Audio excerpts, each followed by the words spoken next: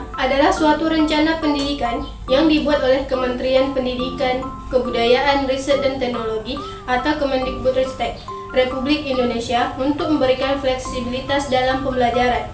Tujuan dari kurikulum Merdeka adalah menciptakan pendidikan yang lebih relevan, inklusif, dan berorientasi pada peserta didik, dengan fokus pada pengembangan karakter, keterampilan, dan pengetahuan yang sesuai dengan tuntunan zaman.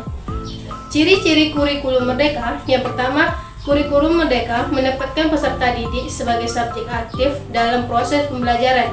Yang kedua, peserta didik memiliki kebebasan untuk memilih mata pelajaran yang sesuai dengan minat, bakat, dan tujuan mereka.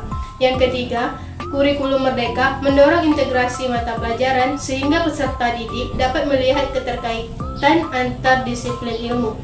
Yang keempat, fokus pada pengembangan berketerampilan seperti berpikir kritis, kreatif, komunikasi, kolaborasi, dan literasi digital.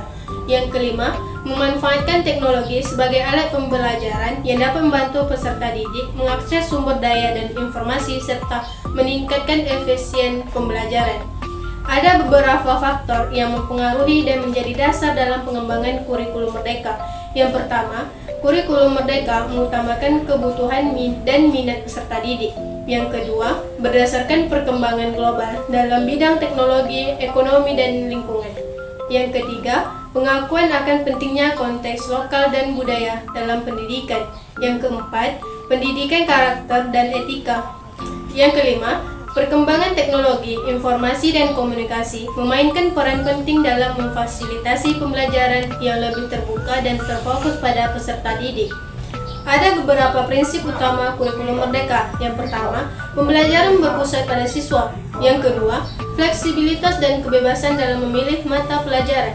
Yang ketiga, penilaian dilakukan secara berkelanjutan sepanjang proses pembelajaran. Yang keempat, kurikulum Merdeka memperhatikan kebutuhan beragam peserta didik, termasuk mereka yang berkebutuhan khusus, sehingga pendidikan menjadi inklusif. Yang kelima, mempersiapkan peserta didik agar siap menghadapi perubahan dan tuntunan masa depan. 버스 안에서 going, 이불 속에서 going, going은 언제나